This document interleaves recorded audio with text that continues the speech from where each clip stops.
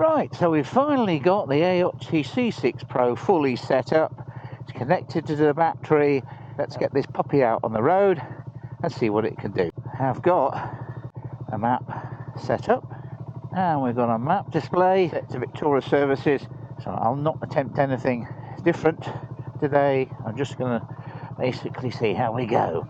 So got the bar controller on this time, got a selection of music. Not sure that's going to work without a helmet intercom. Right, very steady run this. The map's gone off. So now would be a great time to remind you that you can get a 22% discount on this unit by applying the code CMD22 at checkout. Link in the description. Unfortunately, oh yes, it does recognise a press with the finger. Showing battery status. Not sure what the battery status is of, whether it's the phone or the unit itself. I don't think the unit has an internal battery. I think it's strictly powered by a cable. Yeah, but it feels good to be out on the bike, even in these cold, wintry conditions. And the map display's working fine. Let's see what the controller does. Yeah, that gives me the rear view, which slightly disconcerting. Oh, gives me a speed as well in kilometres per hour. Haven't worked out yet how to do miles. And I think it's recording, so we've got a minute of recording at the moment. I don't think I'm going to spend much time with the cameras on, because it is a teeny bit distracting. The speed it's given me is, of course, GPS speed, so as there's no direct link to the mic.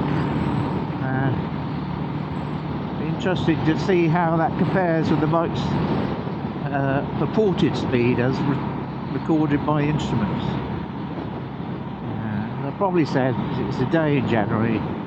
It's not cold, but it's cool, and even after a dry day or two, the road surface is still slightly greasy.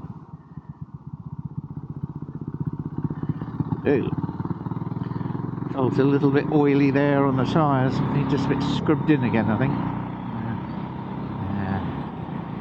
No fancy manoeuvring today.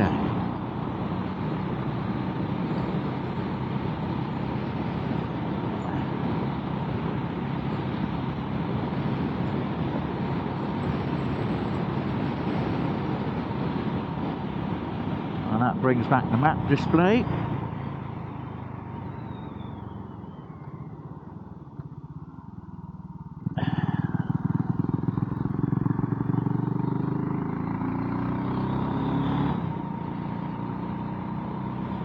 So this is really only a test run, bike's still in winter mode, but we've got that just a rare thing to dry day. So the unit, first of all, doesn't look as obtrusive as I thought it would. Also, it's not obstructing my view of the instruments of the bike itself, which is good. The screen is going off rather quickly at the moment, so I will change that to the longer setting. It should be alright now that the power is switched on by the ignition key, so I'm not worrying about it being on all the time and draining the battery. Even ambulance people must get the odd break sometimes. I know they work so hard. It's been difficult for them the last few weeks. So let's see what the route is telling us. It wants to go straight on. Now I know that there are roadworks here, because I'm going to take a diversion, because I don't want to get into the mucky bit by the roads. So it'll probably moan at me. Again, taking it very steady on these things, in case there's any residue on the tyres or brakes, come to that. I think I've protected them reasonably well, so yes, I think certainly the front brake's working, maybe the back brake's a little bit. No, I think that's pretty good now. Oh, a great place to not stop. Anyway, I'm past. So what's the map telling me at the moment? Well, it's adjusted, and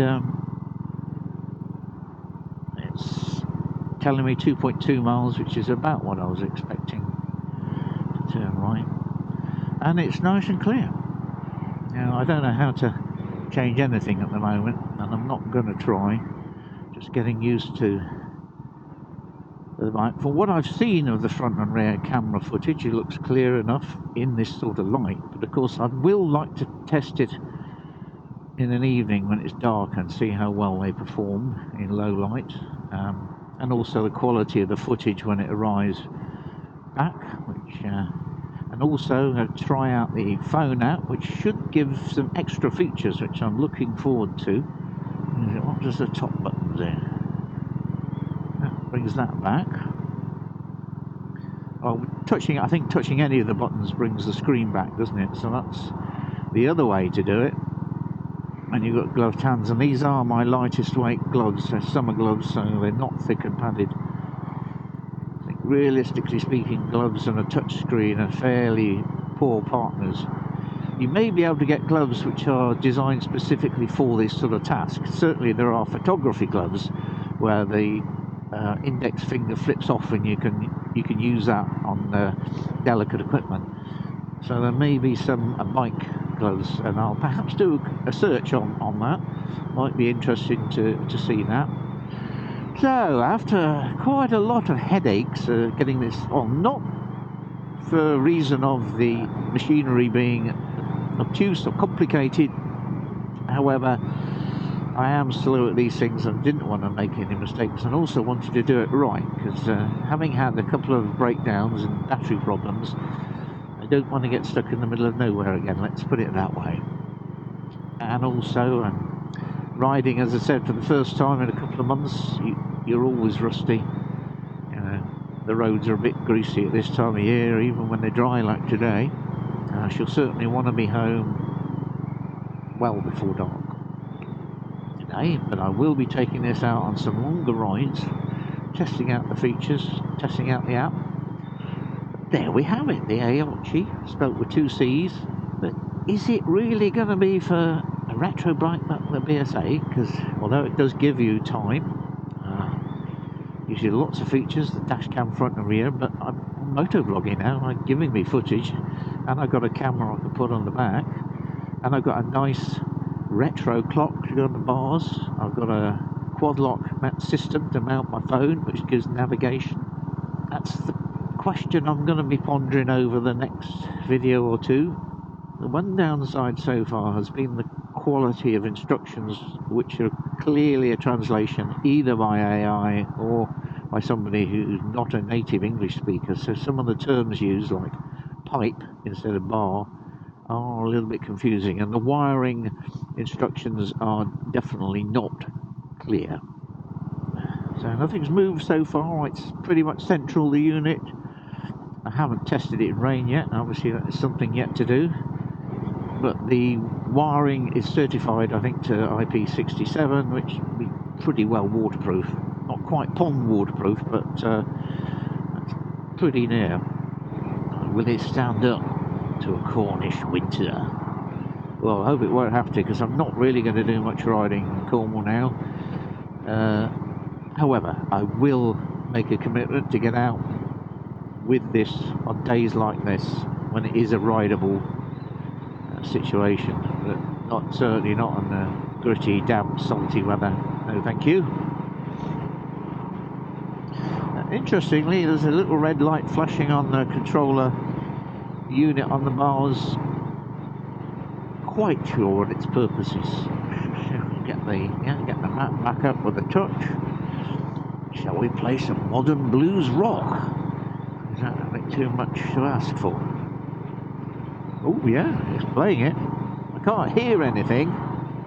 And if I had a helmet comm system, it would be playing in my lug holes now. Possibly even if I had earbuds in, but I don't risk earbuds while wearing a helmet. But yeah, it seems to be working. If I had a choice, I'd like to see some additional services covered, like Tidal, Deezer, Qobuz, etc. And even Apple. I guess if you've got an Apple phone, then you're going to get Apple Play, which is a better option than Spotify. However, I've got to have some speakers attached to the bars.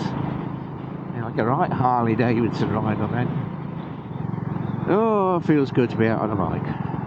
So, sat nav still working, yeah. That is probably the feature I'm going to use the most. I mean, I am looking for a new helmet, and the idea of comms unit inside for hearing what's going on, so having the verbal instructions could be a useful benefit. Now sadly I can't give you a heads up on what it would be like as a daily commute, because I don't have a daily commute anymore, but I suspect it would be quite useful for those situations where you're getting diverted, you want to reroute, don't want to be stuck in traffic for all time. I can certainly see a purpose for it there, purpose touring, and myself for planning day trips. If I can record the maps with information using the app, that could be a real positive benefit that might make me think twice about whether I'd want to take this off the bars. So, somebody coming? Yeah. Mr. Lorry Driver's alert to it. Where's he go? 0.2 miles to join the A30. I'm going to take her up to cruising speed.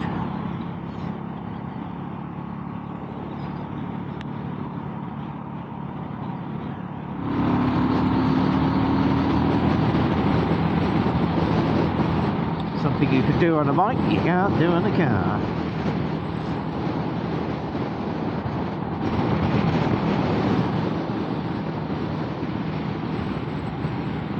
I'd be interested to hear what the speed. So, yeah, it's not too far off. 109 kilometres an hour, 68 miles an hour. That's showing 72. So I've got about 2 to 4 miles an hour over on my bike Speedo. And I can see that car behind me and a wide rear view. So that actually is more useful than I thought. I won't want to spend too much time staring at it. I'm not quite sure how to get back to the nav screen from here. That's it. Yeah, firm push required sometimes. Can be difficult when you're travelling at some speed. So I'm just going to return the way I came. I'll just pop into the Victoria services there and reset the sat nav. See if I can get some voice control over it.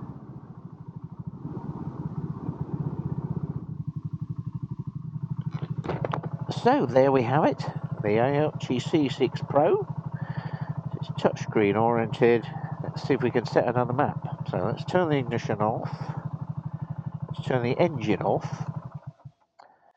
Hey Google, navigate me to home. There we go. So it does understand voice control, but I haven't managed to do it over the engine noise yet. Now if I had comms, it would be playing that on my ears, which I think is clearly a better solution. And I think in many ways the bar button thing is more or less essential, although if you were just using one of the functions you might omit it. So now would be a great time to remind you that you can get a 22% discount on this unit by applying the code CMD22 at checkout. Link in the description. Right, so that's it for the first look at this particular piece of kit. Thank you for watching this. Please like, comment and subscribe. Very important. Helps the channel to grow. And I will see you in the next part. Bye for now.